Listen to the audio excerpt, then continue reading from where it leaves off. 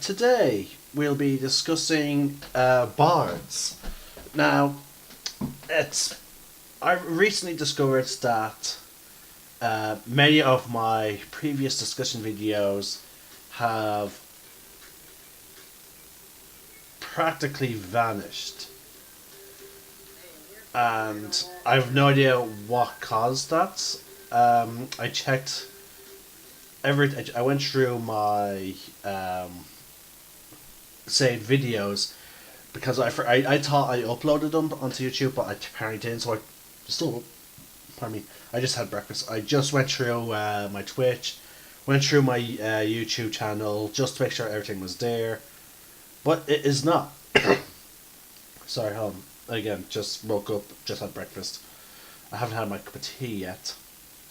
And I'm going through it, and I notice I have all the videos, halflings, gnomes, dragonborns. Again, I should go through those videos and get some sort of picture for them, and I plan to. So don't worry, the thumbnails will be replaced, and they will be replaced by like a still image, so that way you can see what I'm referring to.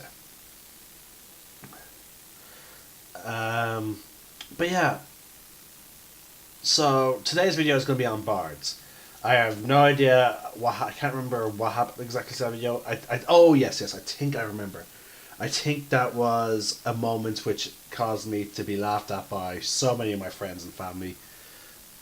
I did like an over an hour long video, and then I thought I had this is when I was back using the mic, which was very dodgy, and I moved my stuff downstairs because that day I was expected to babysit my brother after I collected him from school, and I was trying to get the video done just before I had to go collect him. So like literally just dropped him off, and I came home, got ready to do this video. But then I discovered, oh wait, at the end of the video I discovered, oh god, the mic was plugged in. At that point my voice was sore, and then for the next couple of months, as people well know, I did not have a mic. I then, over the course of December, I got very sick with the flu, and basically I'm now just getting over being sick. I've been sick since mid-December, since just before The Last Jedi came out. And that video that I did about The Last Jedi, that really messed me up. In terms of my voice, like. So, we're now moving on to the bards, finally.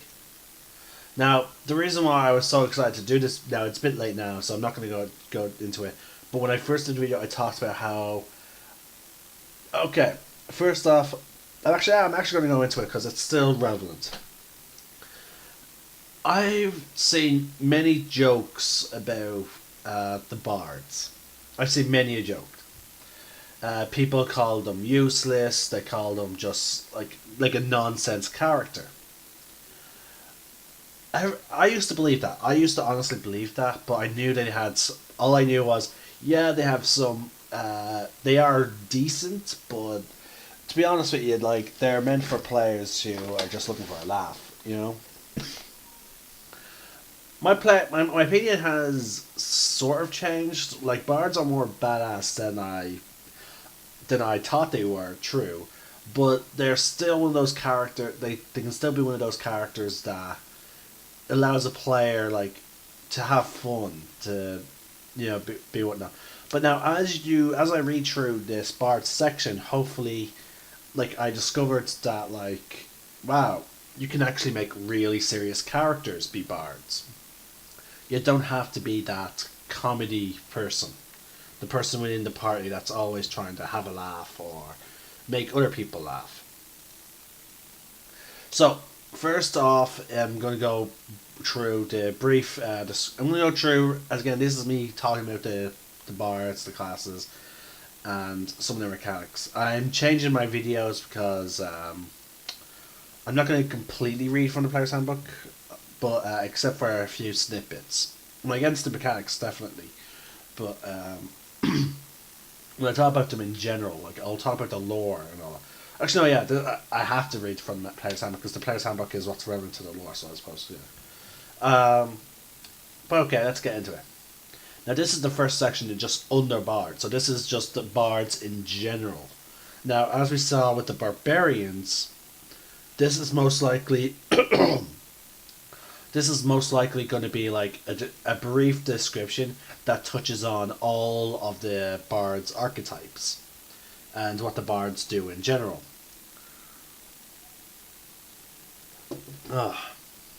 So, and unlike the races video, I'm not sure if for those of you that have watched my barbarian, um, from the races to the classes, there's no piece of books that they're pulling from. That with the races, they choose a specific book to talk about those races. To give an example, so we're probably not going to see that with the classes. I have not seen it yet. But anyway, humming as she traces her fingers over an ancient monument in a long forgotten ruin, a half elf in rugged leathers finds knowledge springing into her mind. Conjured forth by magic of her song, knowledge of the people who constructed the monument and the mythic saga that it depicts. A stern human warrior. Now, that's one description. The next one is a stern human warrior bangs his swords rhythmically against his scale, setting the tempo for his war chant and exhorting his companions to bravery and heroism. The magic of his song fortifies and emboldens them. Oh, sorry, that was actually part of the same thing. It's just that the full stops the lines are so perfect, like with the full stops. Laughing as she tunes her cittern, a gnome weaves her subtle magic over the assembled nobles, ensuring that her companions' words will be well received. Whether a scholar, skald, or scoundrel, a bard weaves magic through words, music to inspire allies, demoralize foes, manipulate minds, create illusions, and even heal wounds. So, we got 3 examples of a bard just there. We got an example of a bard who is trying to discover. Sorry, who's at this monument trying to discover knowledge. We got another bard who's eager in battle, and he's using his own weapons and his armor to create like some sort of rhythm. And then we got another one who's just purely an entertainer. They're the 3 different types of bards. Now we got 2 serious, and then we got what is the traditional bard. Now, there is a magic system called the Weave, which many characters and creatures channel. Now, your connection to the Weave can be from different means. There's generally, in my opinion, there's generally 2 connections to the Weave. And again, I don't always rule that there's like one source of magic and all these different things are just different ways of channeling it. In my D&D world, there are 2 distinct types of magic: divine and arcane. Divine coming from deities or nature itself, and arcane coming from knowledge. And again, I believe it's similar to Matt Mercer's world. I'm not sure if Matt Mercer has like this de-sourced weave, but it is a thing in traditional D&D. So yeah, so divine magic is not that different than arcane, except I'm not sure. Like, sorry, a cleric is not as different to a wizard as you would think. It's just that their connection to the weave sort of came from their patron, whereas a wizard, it came from true understanding of the weave. Bards are like wizards. They actually specifically study this stuff in that respect.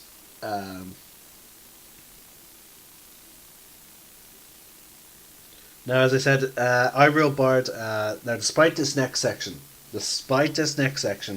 I rule that Bards are arcane casters in my world. The only paladins, druids, clerics in my world are divine. They're the only 3 classes that are divine. with the exception of UAs, which have celestial wizards, celestial warlocks, and celestial sorcerers. Especially when it comes to Xanathar's Guide. So they're the only three that are divine. So let's get into it. This section is called Music and Magic.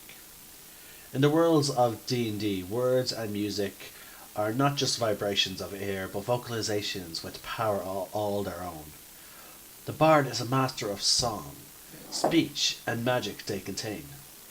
Bards say that the multiverse was spoken into existence, and that the words of the gods gave it shape, and that echoes of these primordial words of creation still resound throughout the cosmos.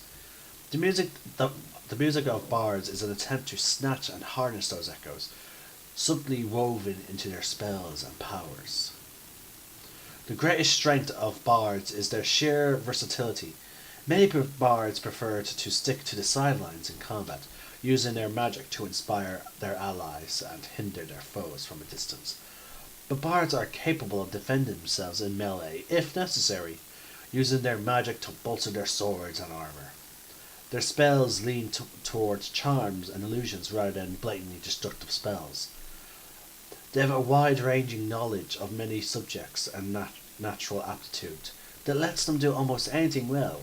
Bards become masters of the talents they set their minds to, perfecting from musical performance to esoteric knowledge.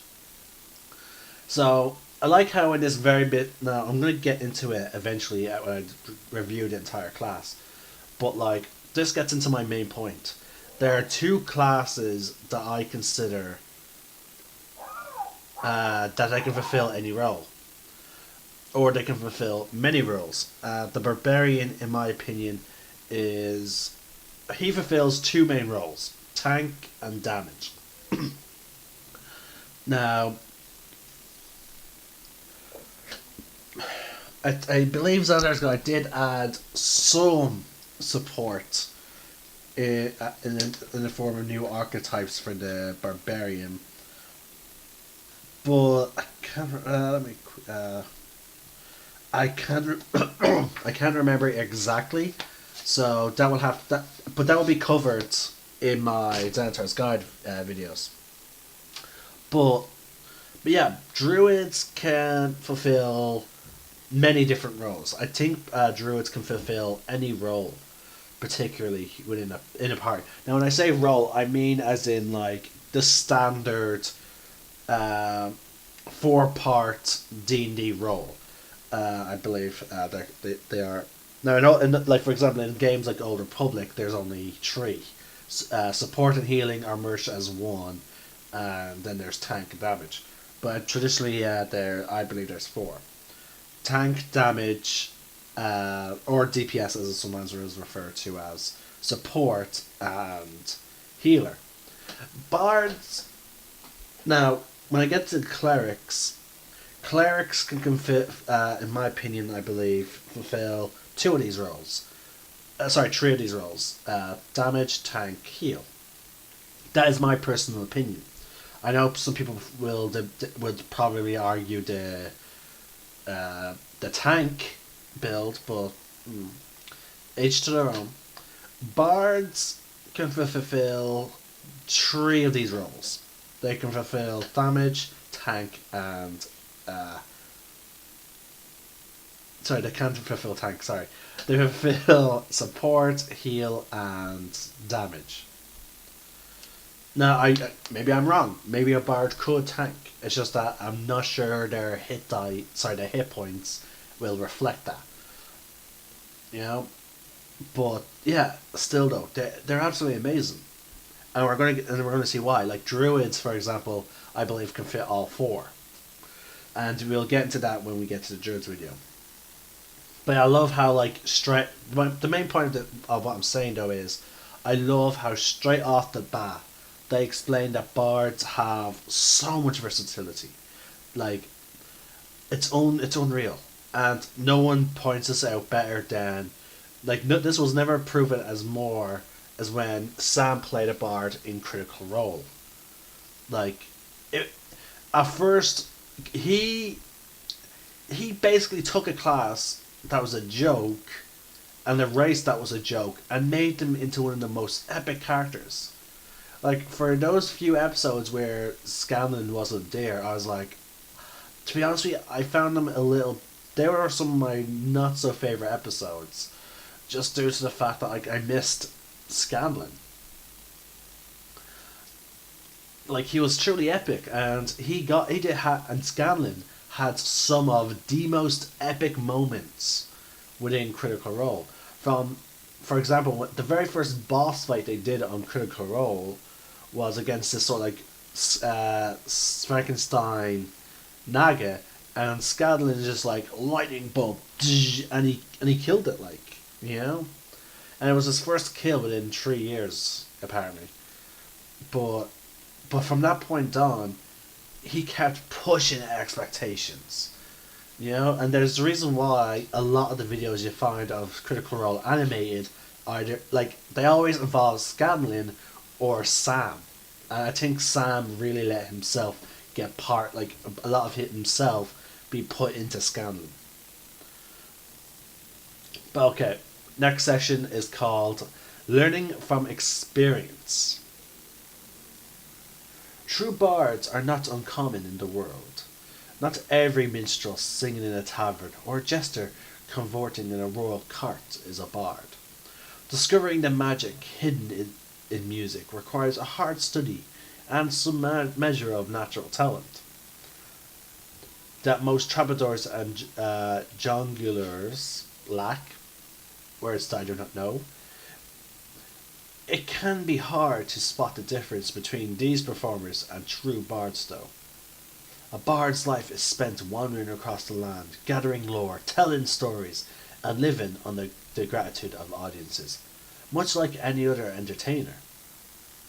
But a depth of knowledge, a level of musical skill, and a touch of magic sets bards apart from their fellows.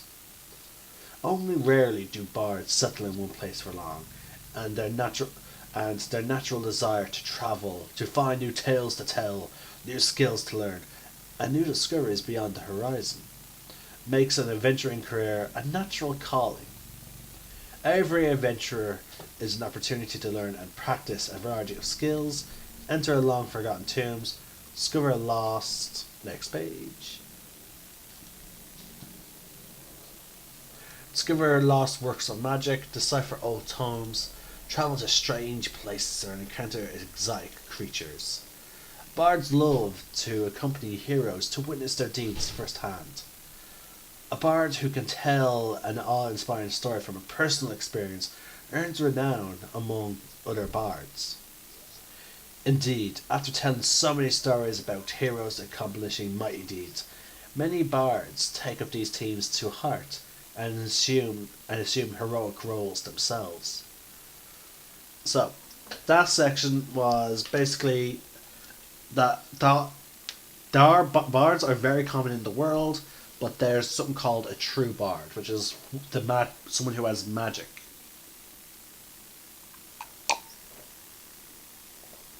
Pardon me. Now, the next bit is just some advice on creating a character, and then it goes into the quick build. Now, folks, this is a spellcasting class, but again, I can't stress this enough. I will be getting into a section. I would have an entirely separate video going into spell lists. For now, I'm afraid I will not. Actually, I think I did. Actually, yeah, I'll go into spell lists, but in this D&D series, I will not go about into the actual descriptions of spells, because that video will probably be my longest one. So if you are playing D&D or thinking about playing D&D, and you are curious about some magic, and basically if you're just looking to this video to completely replace the player's handbook, it's not going to happen. To be honest with you guys, it's literally only the races and classes that I'm going in depth in terms of descriptions and their mechanics. Everything else is not going to be that in depth. So everything else will be mostly me just talking about slightly about it, but no hard on rules. So when it comes to like for example, so when it comes to knowing what your spells do, you're gonna have to either buy the PDFs from D&D Beyond or go to your local game shop to buy the book. So I just want to put that out there straight away for when it comes to spells, because again we're getting into the spell castings classes for the next while, because we have bards, clerics, and then druids, straight after one another. So I just want to put that out there right now when it comes to spells. But okay, now here's that will give some examples of what you should take into account when you make your bard. Bards thrive on stories rather than those stories are true or not. So, like, you can have your bard. Alright, quick rundown if I'm remembering from my previous time attempting this video. Many bards can often come from such humble beginnings. Like, they give an example that, they may paint themselves as an orphan raised by a hag in a dismal swamp, who then rose to greatness. Like, they may sing a song about that. Like, some bards may often tell lies about their origin to make themselves either bigger or smaller than what they are. It really depends on what you're going for with your bard. But there are colleges. There is that, so you may want to put a dash in, like with Scanlan. Scanlan Shorehall, one of my favorite bard characters ever. He was a humble gnome who lived with his mother. She died in a goblin attack. He used his singing to provide money for her, and then eventually he joined a traveling troupe, that was run by a half orc. Eventually, though, his mother gets killed by a bunch of goblins, and thus began he then began adventuring. I have no idea, I have no idea what he was hoping to find. I believe he was just hoping to find someone to accept him, or just to forget.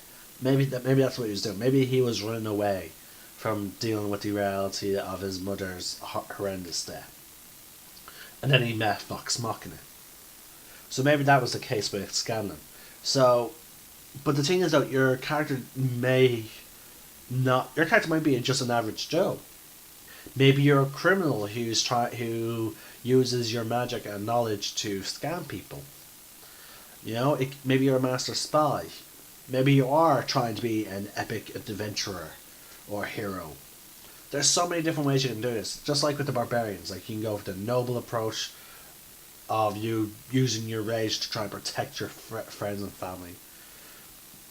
Again, folks, you're back now. Again, all this section, especially when we get into quick builds, these are only recommendations that wizards can give us. They are not, and I repeat, not what they say has to be done. Okay? For example, Scanlan never went to any type of college. He never went to one. Whereas this encourages, maybe you went to a college, and even the bards' archetypes are called colleges. It talks about it's a group of learning, a place of learning, and creating a bards does talk about that. So, now the quick builds though. You can make a bard quickly by following these suggestions. First, charisma should be your high. Now, when it comes to the quick build, I find this to be best done when you're joining a one shot. Basically, when you don't have the time to make a fully fleshed out character. If you want to jump into the game as quickly as possible, or just be ready as possible. Charisma should be your highest ability score, followed by dexterity, and then choose the entertainer background. Done. Boom, boom, boom. Done and dusted. The dexterity is to help you in combat, but so does charisma because your spellcasting ability is charisma. So, yeah. So basically, charisma highest, then dexterity, and then choose the entertainer backgrounds.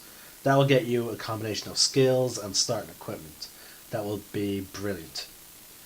And again, because of those two stats, charisma and dexterity, you're going to be well suited for whatever event, one shot or adventure you're getting yourselves into.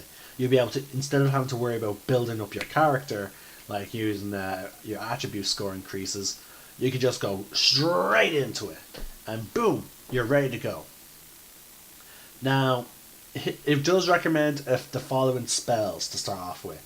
Choose the Dancing Lights and Vicious Mockery cantrips. Now, I recommend Vicious Mockery just because I like taking exclusive spells for characters like, and Vicious Mockery is a unique spell. To my knowledge, only bards really have.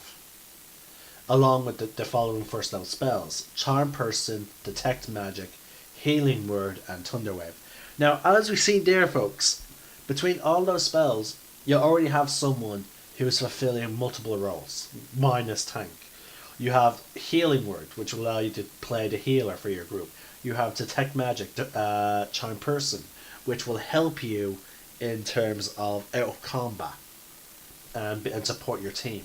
And then you have Thunderwave, which is a great AoE spell that I believe it deals damage, but potentially it's a large radius. And with a decent dexterity stat, you can go up into the combat and get yourself surrounded by enemies, and then just go Thunderwave, boom, whole bunch of enemies damage, and if they're low level, like such as goblins, like the standard trope, you can just kill them. I had players with high enough starter stats that at level 1, they go in, boom, first level spell, enemy dies. So there you go. Now your hit dice for a bard is a D8, and your hit points at at level 1 is A plus con. And remember, folks, when you level up,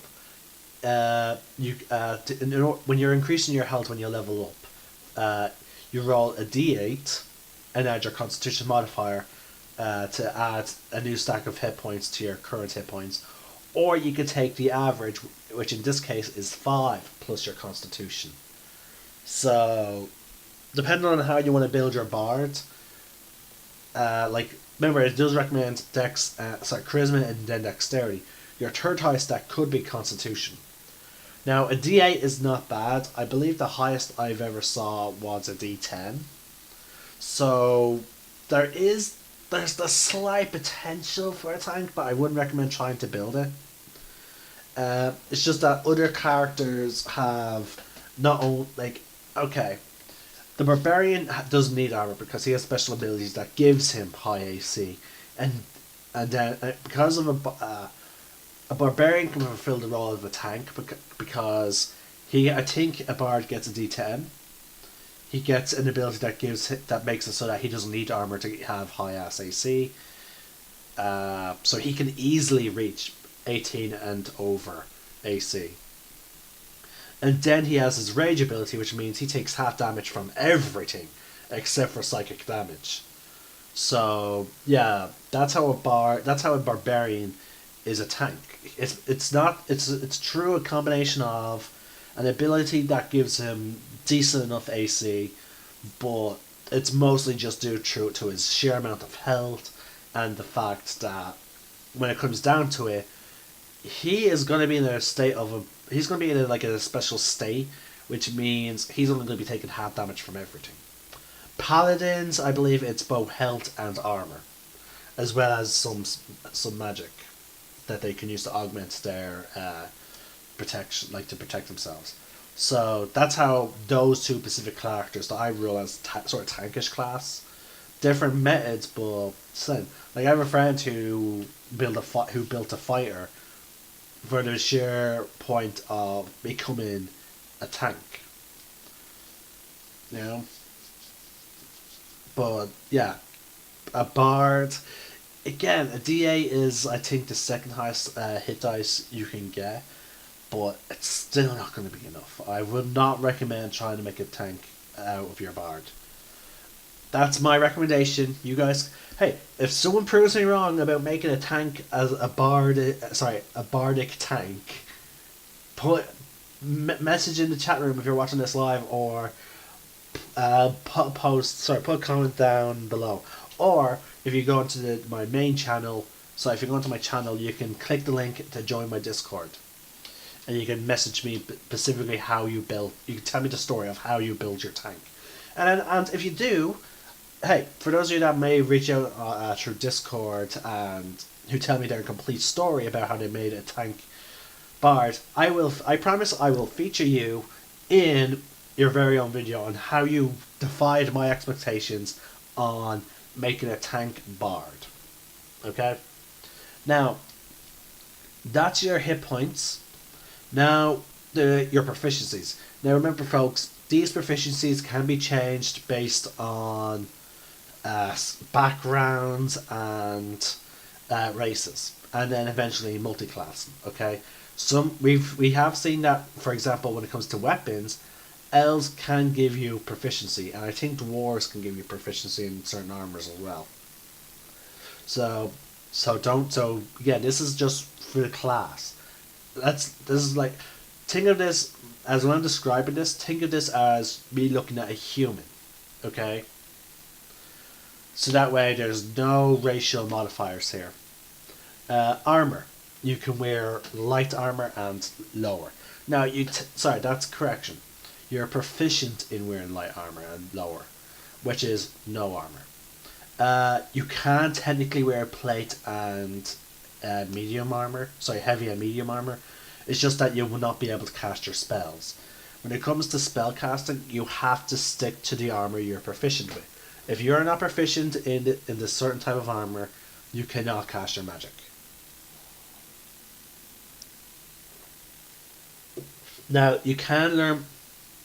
There is a rule, though, where in downtime, you can learn skills and proficiencies.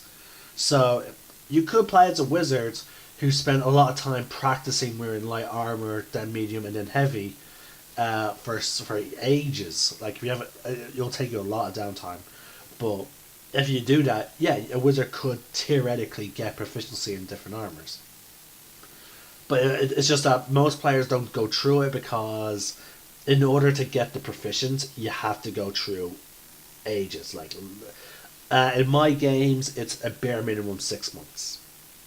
And when it comes to weapons and armor, well, actually, no. Some weapons it's different. With armor, you have to go through the lowest to highest. You can't just skip to heavy. So, yeah. Now the following weapons you're proficient with: any simple weapon, any, and then you have the martial weapons: hand crossbows, long swords, rapiers, and short swords. See, I like how... I'm not sure if you might have noticed, but these are all weapons that are one-handed, I believe. I don't think there's a single two-handed simple weapon. I might be wrong, but to my knowledge, I believe... I always either go for short swords or I don't use weapons. So yeah, that's my fault. So yeah, I don't play a lot of weapon-based classes, and when I do, they're going for the long bow and the short bows. Sorry, the long bows and the short swords, with the exception of my Bloodhunter, who goes short swords and hand crossbows. So I can't. So don't quote me on that. And you might notice that all the martial weapons that I mentioned are finesse, with the exception of the longsword. But they're But longswords are one-handed. So that, in my opinion, that I find that very interesting. You get 3 musical instruments of your choice that you're proficient at playing, which means you add your proficiency when playing them. But then again, so I believe that would augment then. So yeah, they'll probably be charisma based. So like you would add your proficiency and then your charisma to an instrument. Now, when it comes, here's your starting equipment. Now, folks, there is starting wealth. We'll get into that when we get into that section of the book, but there is starting wealth. So you start with now these is the equipment. Now the starting with you can either take starting wealth or equipment. Okay, you can only pick one or the other. And but most people go with equipment, and a lot of DMs still allow you to take some money. But like again, this is vanilla, so you can either have one or the other. Now for Bard, you get four things. The first three things you get, they're optional. Like you have options. For example, the first thing you get is a weapon, and you have three choices: a rapier, B, a longsword, and C, any simple weapon. Personally, I would take the rapier, even though I'm not a big fan of that weapon in real life, but it's a finesse weapon. I like building dexterity based fighters, so that's what I would go with. Your second thing you get is a pack. You have option a diplomat's pack, and option B, an entertainer's pack. Because it's a bard, unless my bard was like a spy or something, I would go with entertainers.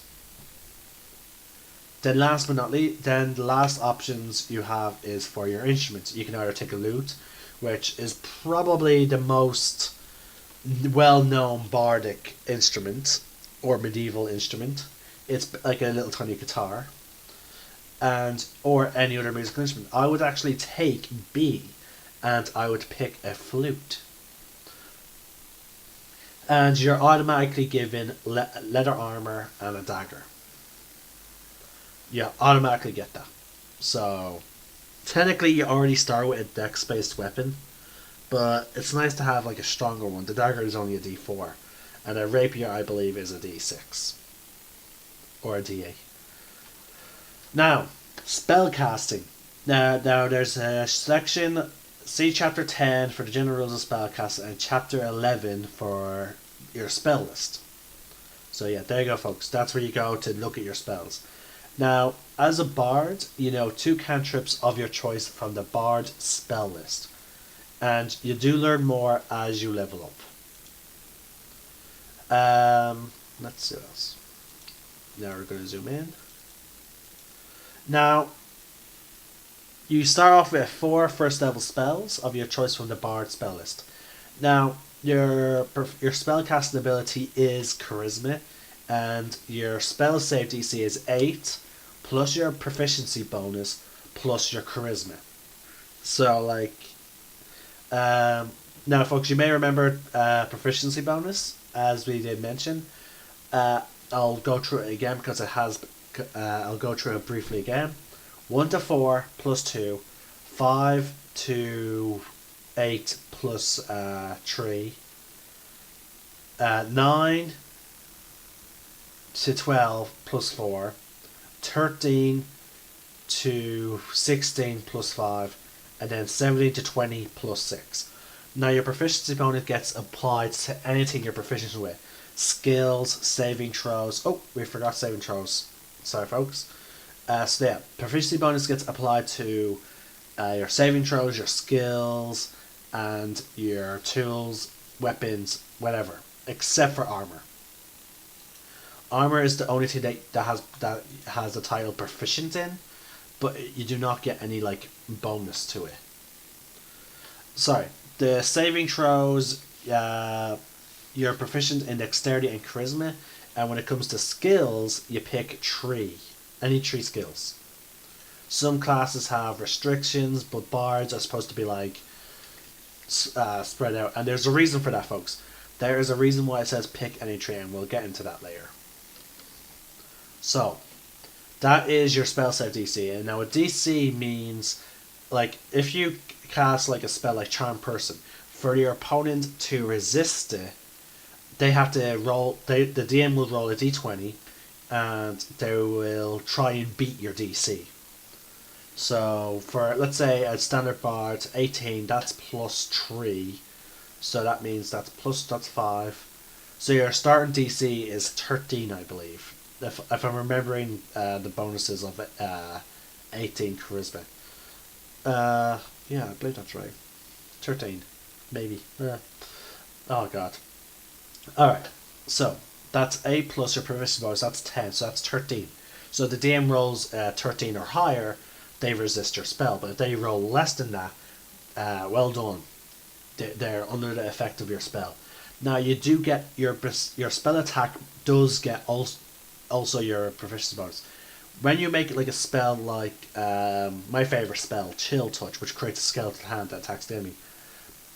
If you're using that as a bard, you would add your charisma bonus, which we stated is +3, and your proficiency bonus, which is +2.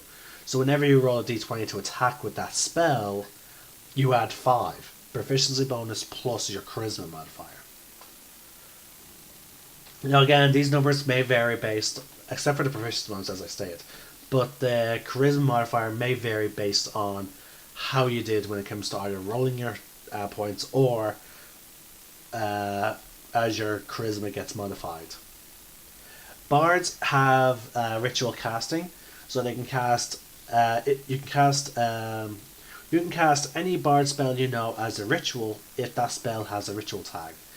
If I'm remembering correctly, that means you can cast the spell for free if you perform it as a ritual.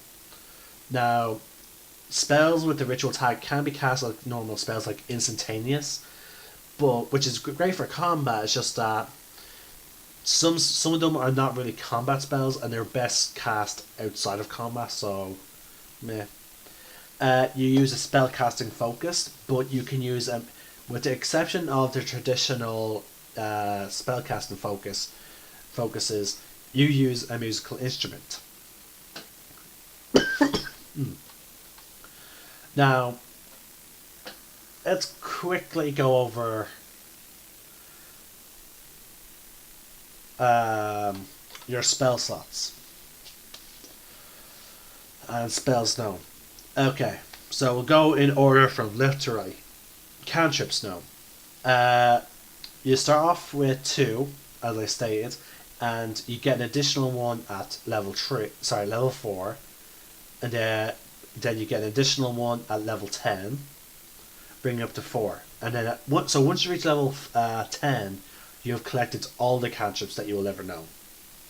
You cannot increase that number by any means, to my knowledge. Wizards, I think, can, but they have to learn it through an outside source other than leveling. Spells known. Now these are the spells that you start off with. Sorry, these are the bonus spells you can roll through leveling up. And again, with bards, that's the only way you can get spells, with the exception of spell scrolls. But spell scrolls break apart once you use them. From level 1. Wait, hold on a second. I'm starting to see a pattern. Okay, there's a somewhat of a weird pattern. Okay. Right. Alright.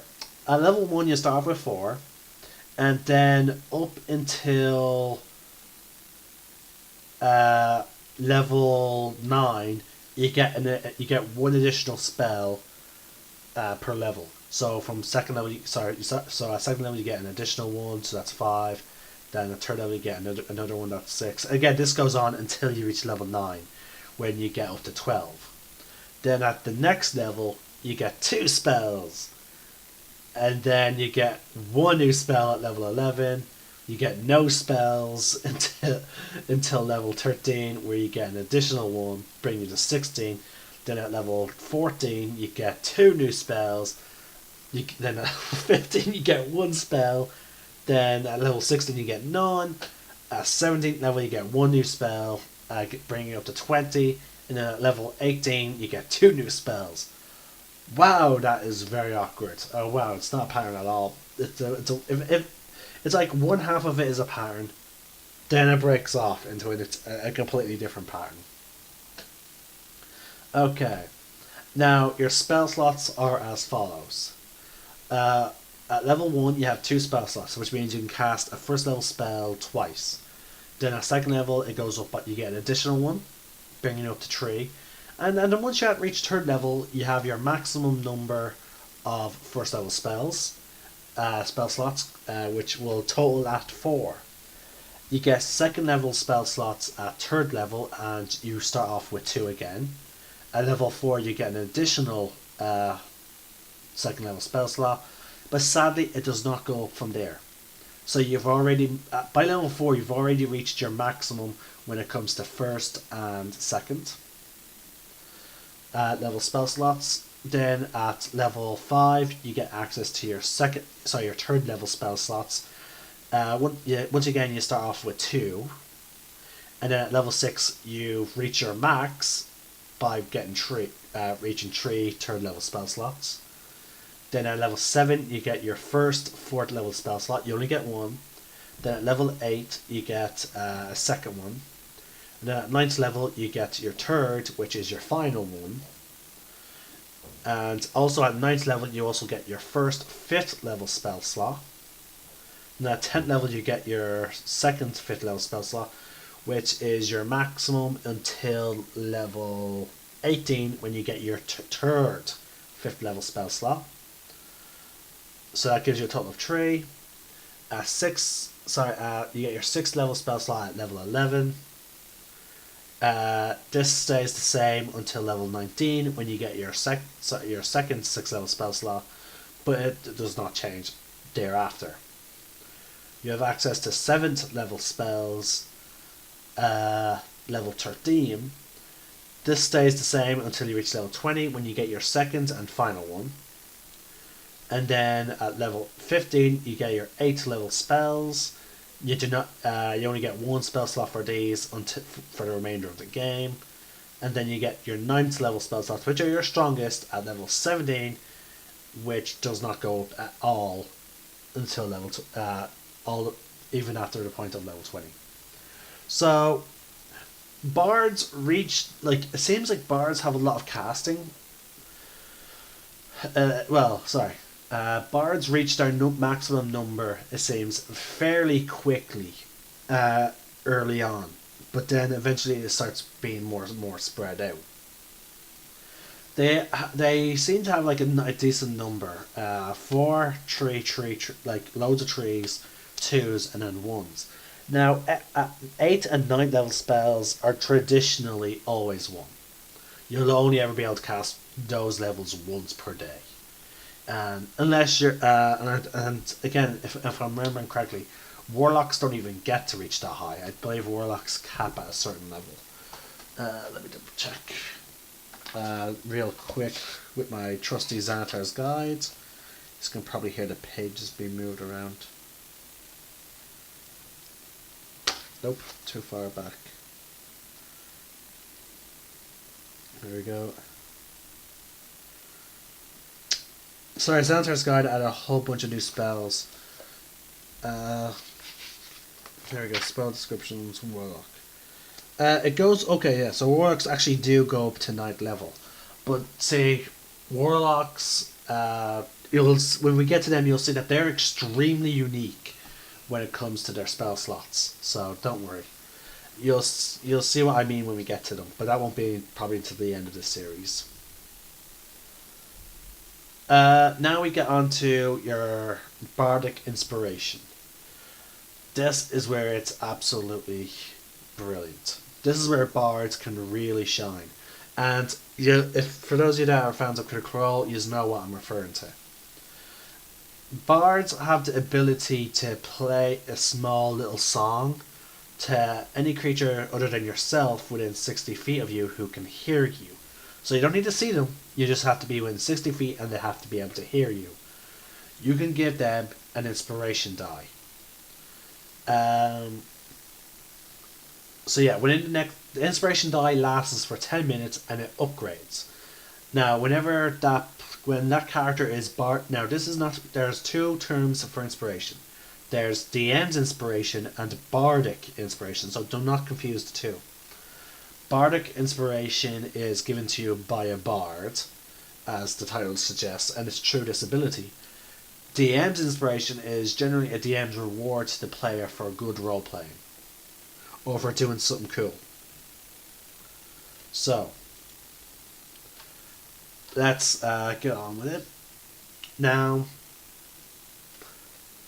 it gets upgraded as you level up, and you can give one out. I think let's see, When do you regain it?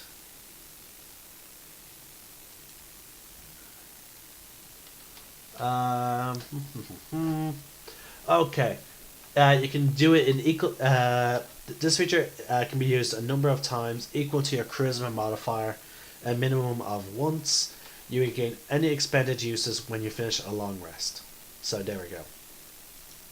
So, and it levels up as follows.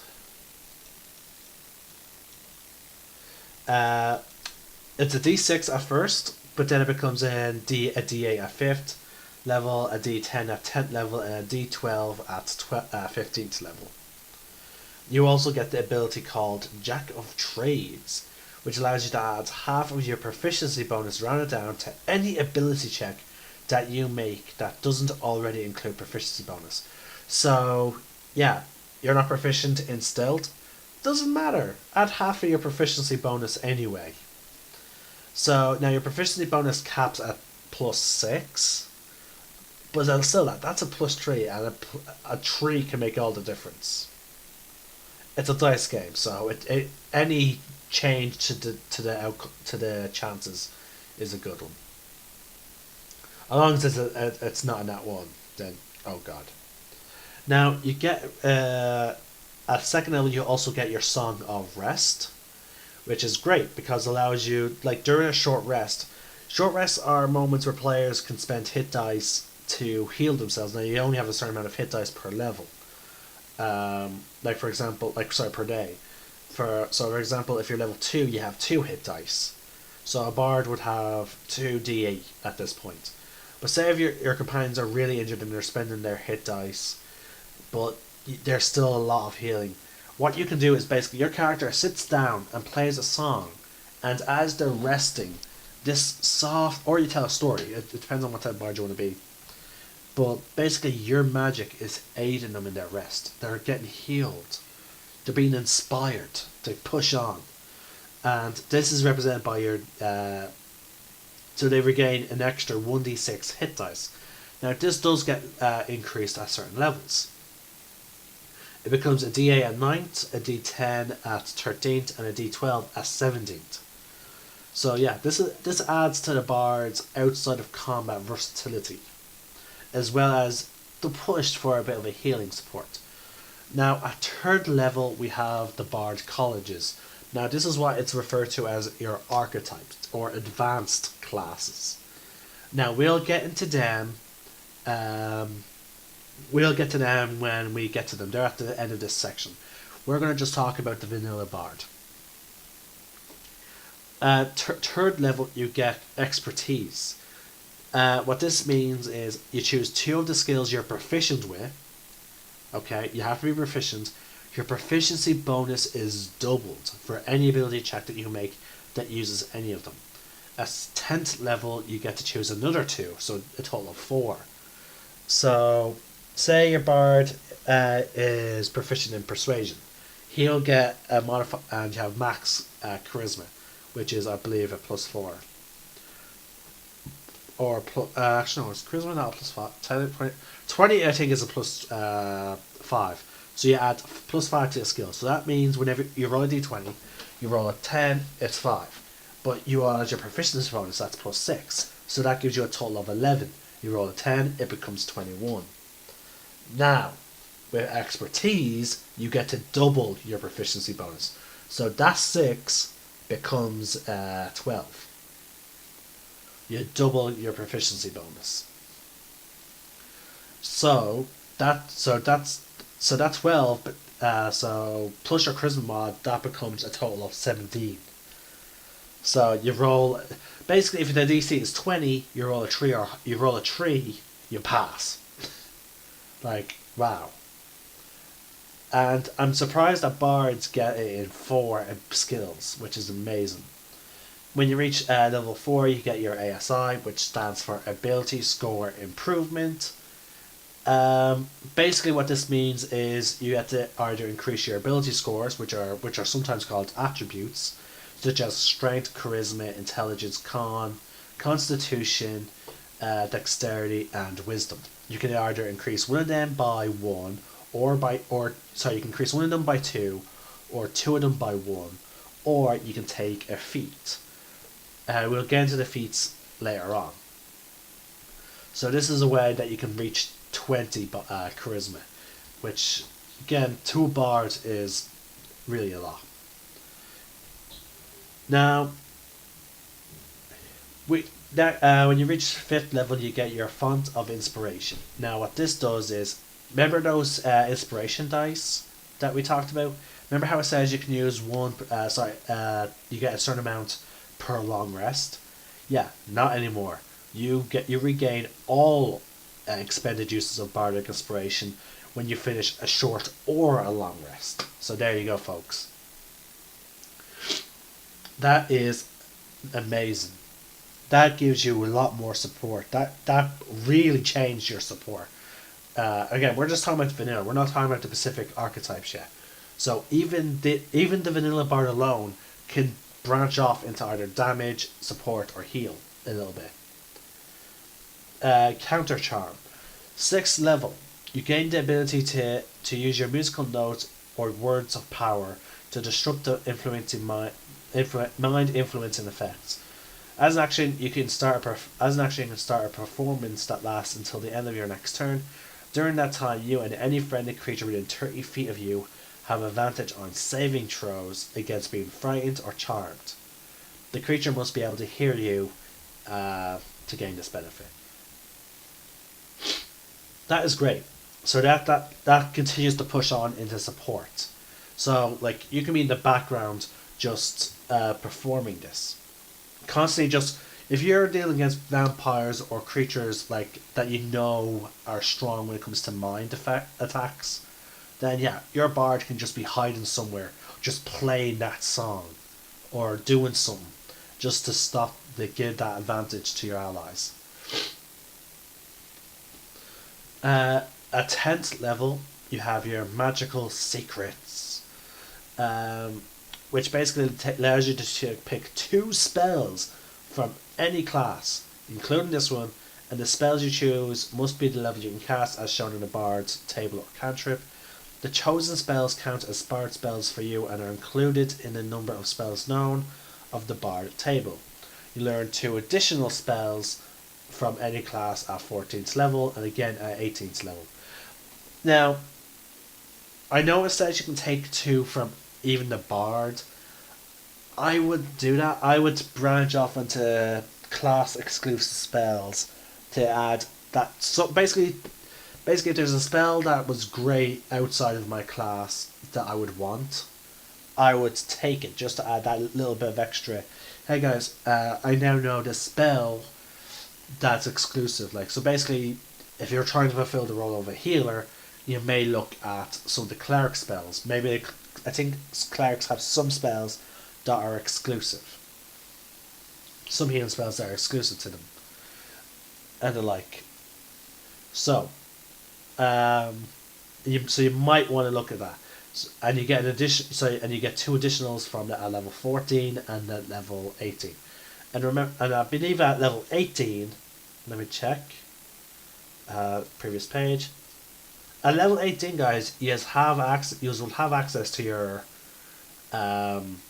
what's it called? 9th level spell slots. So you can take 2 9th level spells from any class. You know? What I would do is I would take maybe True Resurrection. Just so that way, if, for God forbid, or God's forbid in D&D's case, a party member dies, you have a hope to bring them back. Now, I like Matt Mercer's rule about reviving people, that it's not like, oh, cast a spell, they come back. I like the idea of it's not a sure thing. So yeah. So that might be an option. At 20th level, you get your Superior Inspiration. At 20th level, when you roll initiative and have no use of Bardic Inspiration left, you regain 1 use. Now, guys, a short rest in my games is 30 minutes to an hour. That's which can be which, and again, a short rest could be you just simply walking from point A to point B for like 3 minutes to an hour, as long as you are doing light activity, such as talking or whatever. So even then, chances are for characters to make use of short rests, it's you're gonna have your stuff back. Now, folks, we're getting into the colleges. Now, there's books that add more colleges. So, but this is I'm going to talk about the ones that are in the player's handbook. Now, I believe there's how many colleges? One, two. Okay, there's two colleges, folks. So, we have the College of Lore and the College of Valor. Both do completely different things, and they build different types of bards.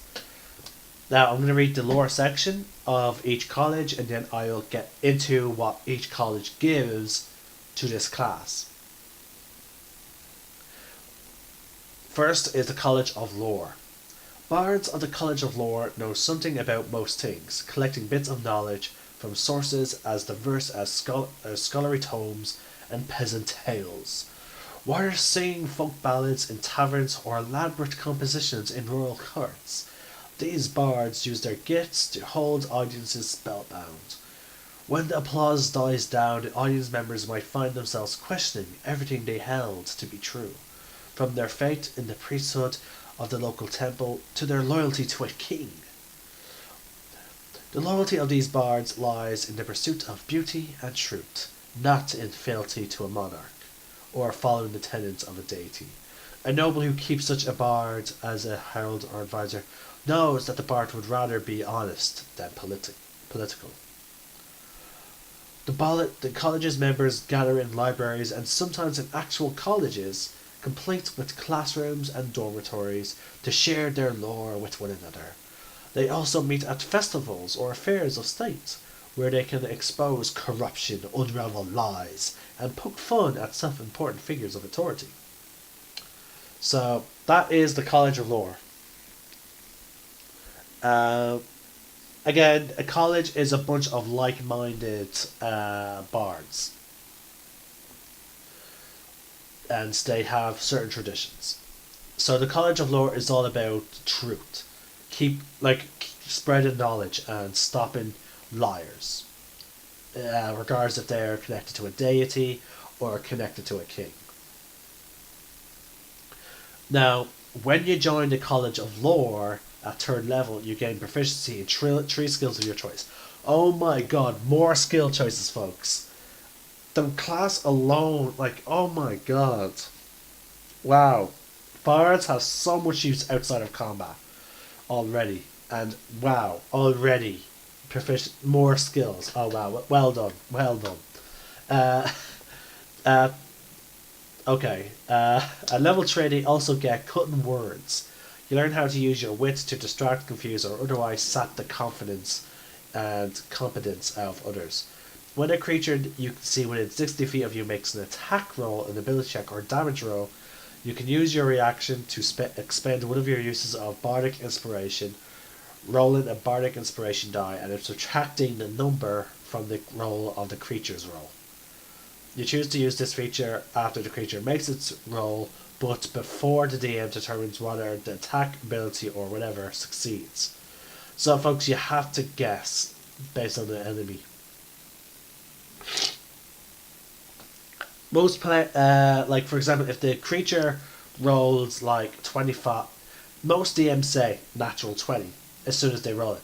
But if your friend has AC 20, and the DM rolls the number, he rolls.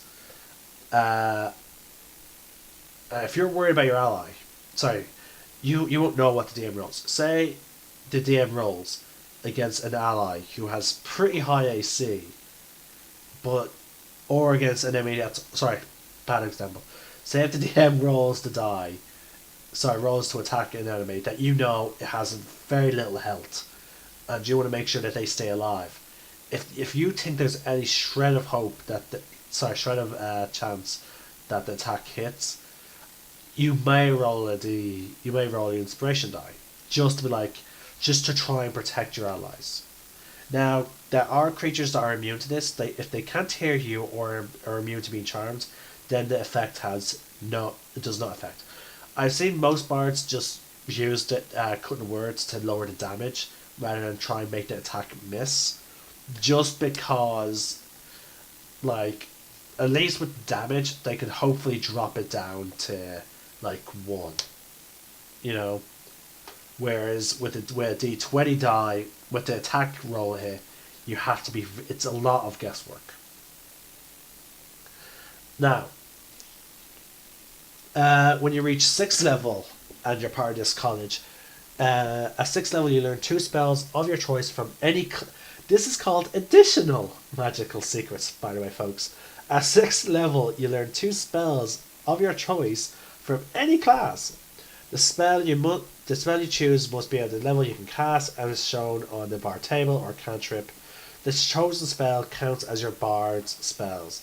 So basically, this adds, again, the College of Lore class is basically, and the bards in general.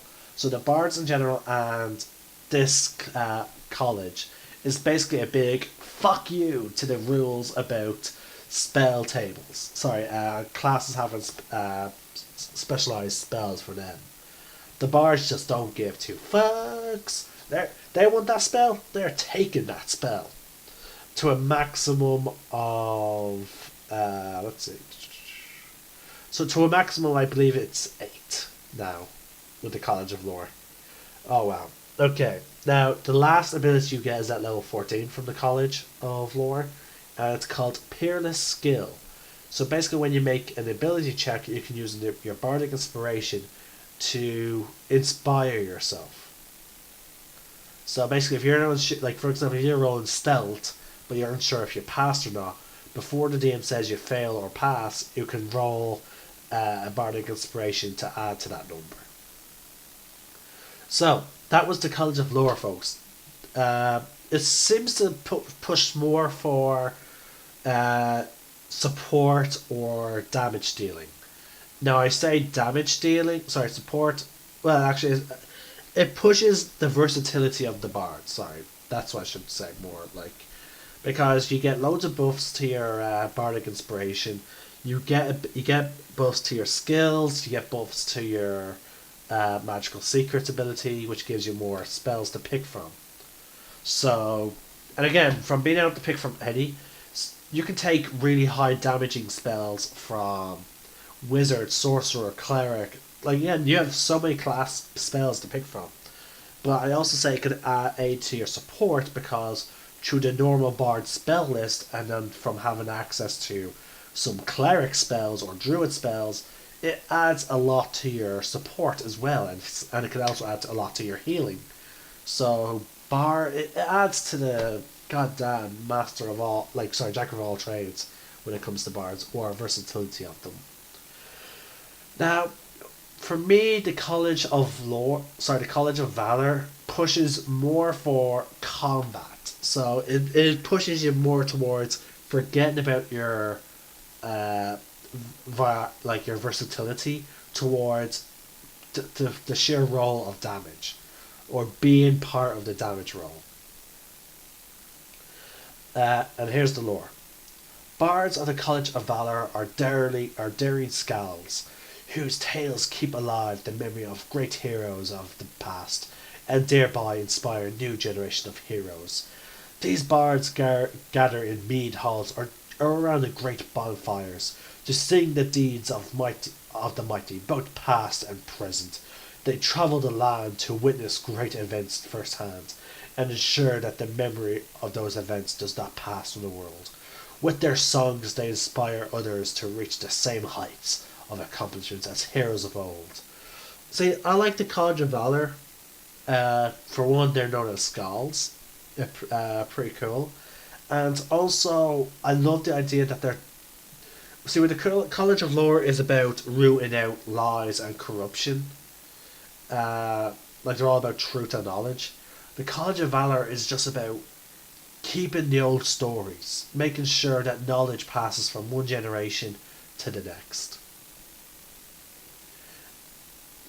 And you get some interesting stuff at this college.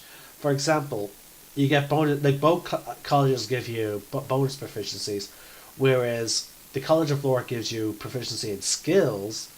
This college gives you bonus proficiencies in uh, medium armor, shields, and martial weapons. So your AC gets a huge bump through medium armor and shields, and you can now use any type of martial weapon.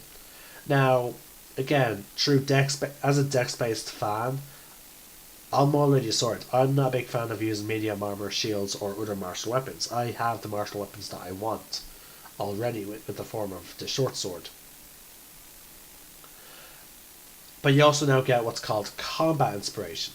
So basically, at third level, where when a creature has a bardic inspiration die from you, a creature that has bardic inspiration die from you can roll that die and add the number rolled to a weapon damage roll it just made. Alternatively, when an attack roll is made against a creature, it can use its reaction to roll the bardic inspiration die and add that number rolled to its AC against that attack, after seeing the roll but before knowing whether it hits or misses. So basically, that is amazing. So basically, combat inspiration, you still have some support, in the sense that now this person can deal more damage, or this person can raise their AC in case of emergency. At 6th level, you can now attack twice instead of once when you take an attack action. At 14th level, you get battle magic. You have mastered the art of weaving spellcasting and weapon use into a single harmonious act. When you use an action to cast a bard spell, you can now make one weapon attack as a bonus attack. Sorry, as a bonus action. So, College of Lore is still a... College of Lore is... Okay, the way I see it now is College of Lore outside of combat. College of Valor inside of combat specialist. And that is amazing.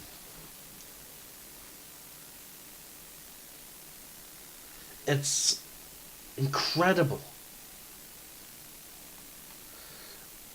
It's absolutely amazing. Like, the versatility of bards, like, it's just unreal, folks. Between their through their magical secrets to just whatever, like, they can the only role, again, as I said, now you just can't dispute me on this, the only role, as I already said, there's only one role that I believe bards cannot fulfill, and that is tank. Now again, and that's only because I'm unsure a D8 is decent enough to become a tank. Sorry, barbarians use a D12 hit points. Sorry, use a D12 to increase their hit points, or they take 7 plus their con. So that's two different die. That's a die in between them. That's a D10 in between those two. But hey, again, if I'm wrong, feel free to tell me your story about how you built a tank. But yeah, bards are absolutely amazing, folks. Now, recommendations.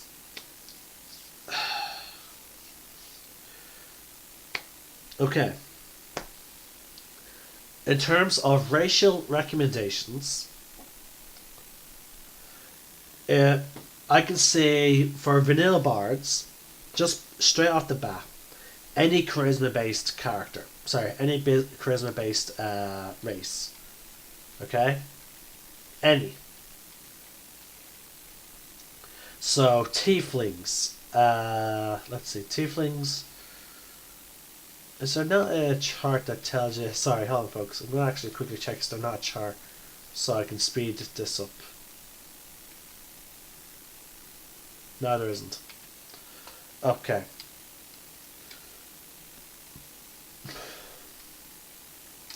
So, straight off the bat, I have to say, Definitely tieflings, because they are definitely a charisma based race. Now, when I say charisma based, I mean as in like their highest ASI. They actually passively increase your charisma by 2. Let's see what else. Sorry, folks. This is why I hate having spread out these videos. I could say Lightfoot gnomes for a +1. Humans, just because they get +1 to everything, and then there's their variant race, which could allow them put. They can put their +1 anywhere. So basically, humans.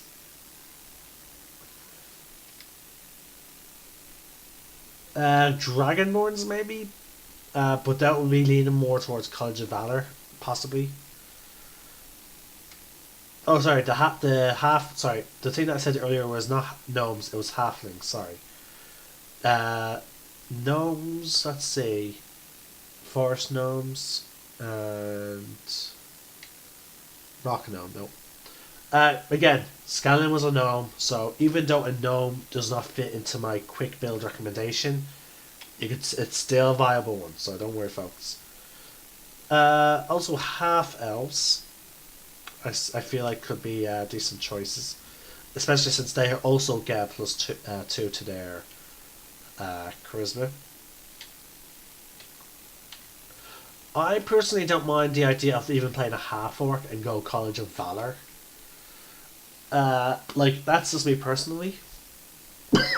And playing as a half elf could really support the idea of being part of the College of Lore and being like a spy, going around using the cover of a bar as a using the cover of a bard to spy on people, to root out corruption, and basically going around making sure, like, again, just doing what the Bard College does, going around and making sure that governments and churches or temples or whatever don't lie to the people.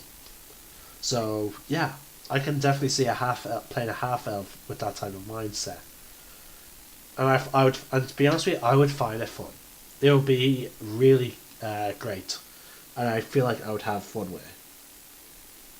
So yeah, folks, that is the Bard. I'll be back after. How long have I been talking now for? I'll be back after like maybe 30 minutes with some Old Republic gameplay. Actually, no Old Republic gameplay. Sorry, it is maintenance day, so which means the servers will most likely be down. Now, folks, I'm hoping to get a very cool, interesting reveal at the end of this week. I'm not sure. It possibly won't come out until a good while. But yeah, hopefully it happens. I'm not going to say what it is because I'm really hoping, what's it called, to show it off when it happens.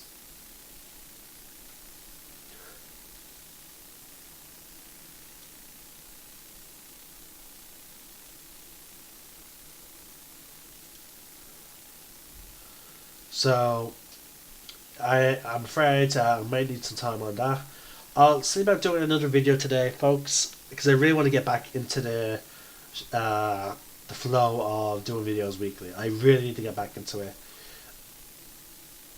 But I am enjoying the fact that like I am back with my Lunar Garden Adventures videos broadcast. I am glad I'm back with that, doing that on a weekly basis. So here's hoping that I can get all the rest of my videos done like this. Get them all back into doing like a nice scheduled system. But again, as I'm sure all of you are aware, life finds a way to fuck up your plans.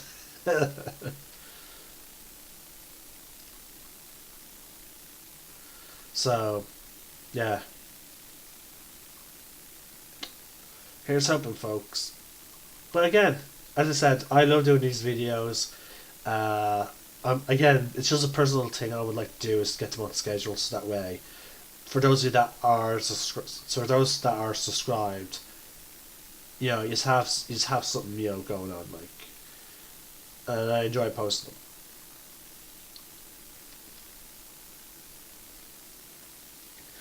There is some stuff that I do want to eventually get into.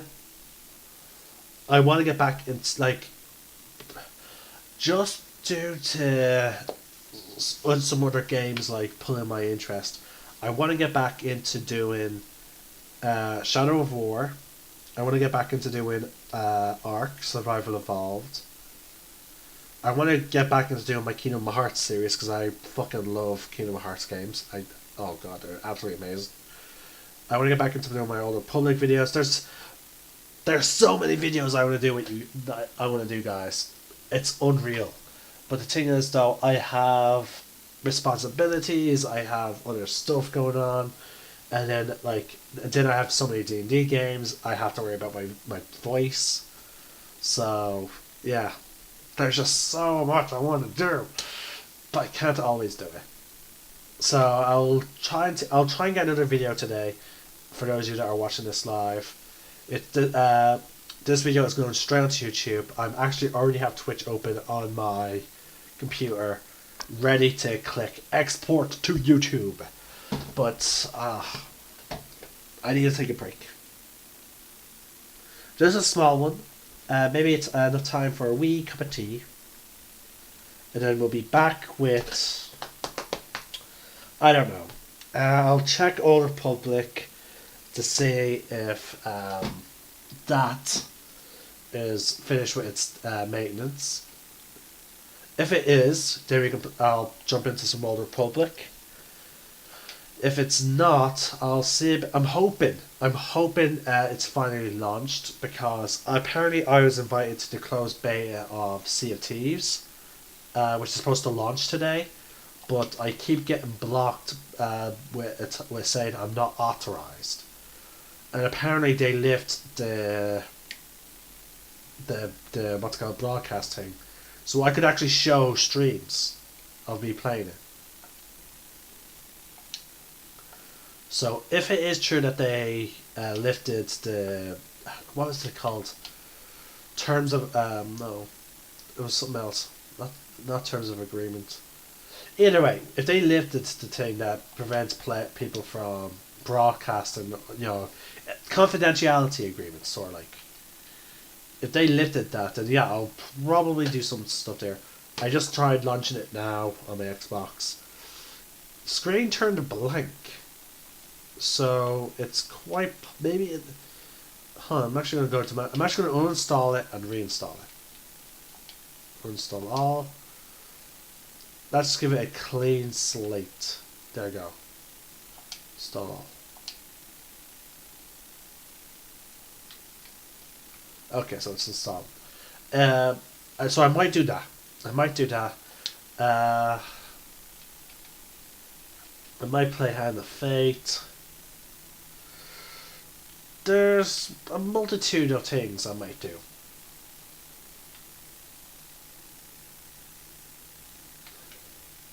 There's also a short little experiment I want to do, because I had a Game Pass for the past month, and there were some games that were labeled with a price tag, but you could still install them because of Game Pass.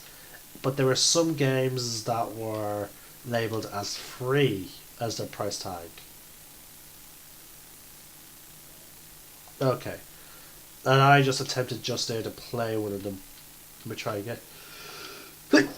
Bless me. Let's try another. Okay, yeah. So, again,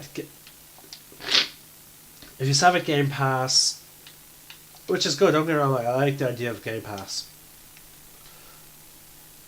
It's just that it's a little bit confusing when they have all the prices and all that, and it says free with Game Pass, but then other games that are part of the Game Pass still have a price tag, but then when you go into them, you can still play them. It's just one of those inconsistencies with Microsoft that I'm not a fan of. So yeah, folks, I'll try and do some sort of video today. I have plenty of games. Sure enough, that I have that I had a series playing, and I might continue my Kingdom Hearts Birth by Sleep. The only thing I really dislike about Kingdom Hearts Birth by Sleep in terms of doing a series is just purely the fact that it's a grinding type of game. Like,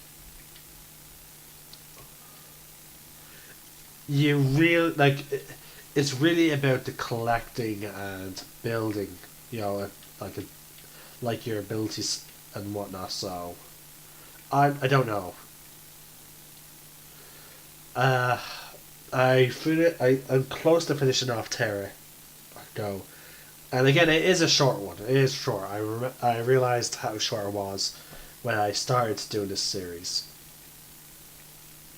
So I'll probably stick around. I'll probably stick to it, get it done, and then we can jump into the game that really started it all, Kingdom Hearts 1. And who knows, maybe after finishing Kingdom Hearts 1 and Kingdom Hearts 2, I may start another vintage RPG game that I really fell in love with. And to be honest with you guys, it's one of those games that made me fall in love with the entire genre. And that is Fable. Because I have Fable the Anniversary Edition, and I have Fable 2 and Fable 3, so that's a game franchise that I could play straight through. Um, what's else? I could also do Borderlands 1 and 2, but if I had, I wish I had Borderlands Borderlands the prequel, because that would be better. I'm missing two Assassin's Creed games, so I can't really do them in its entirety. Uh, what else can I do?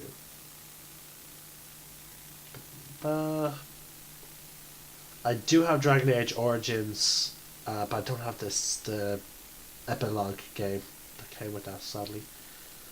Let's see what else. Missing two Halos. I do have Lego Star Wars The Complete Saga. I could do that. Ba, ba, ba, ba, ba, ba. Sorry, folks. I'm trying to look for a complete series that, series of games that I have that I could do. I'm missing the sequel, so no.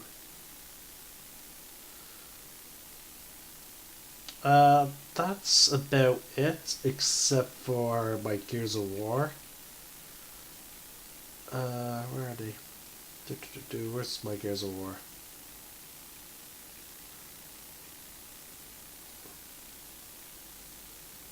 Like, I have Gears of War Judgment, Gears of War, Gears of War 2, and Gears of War 3. I'm missing 4, but I can live with it. Not bad. And to be honest with you, folks, I got all them through Game of the Month. Sorry, Games of Gold. I didn't actually buy the Gears of War games. I'm not a fan, personally. Just not. So yeah, I could always do that. There's also a Xenoverse broadcast that I could do. Fallout, I really need to get back into doing that series, because I just love it. Anyway, folks, that's me. That's what I would love to do. I would absolutely love the hell out of doing that. And then there's also my PC games that I want to get through. I do promise to get more content out there weekly. So yeah, I may end up. I may have too many projects in the works, in the air, but there's one thing I can definitely promise is I'm still gonna find videos to make. I'm a gamer. It can't be helped. I'm a huge nerd, so I'm a nerd, geek, dork, whatever. Like, I'm passionate about my hobbies. My hobbies involve playing games, Dungeons and Dragons, Magic the Gathering, Warhammer 40k, and Star Wars, and Lunar Spore. Like, these are the things that I'm passionate about, and no matter how long I am doing these videos. Oh wow. Um, so, regardless of how many plans I have,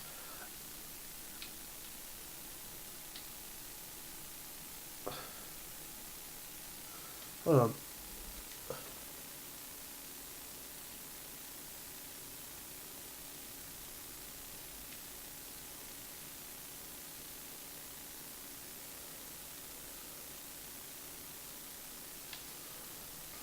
Is that a new ship?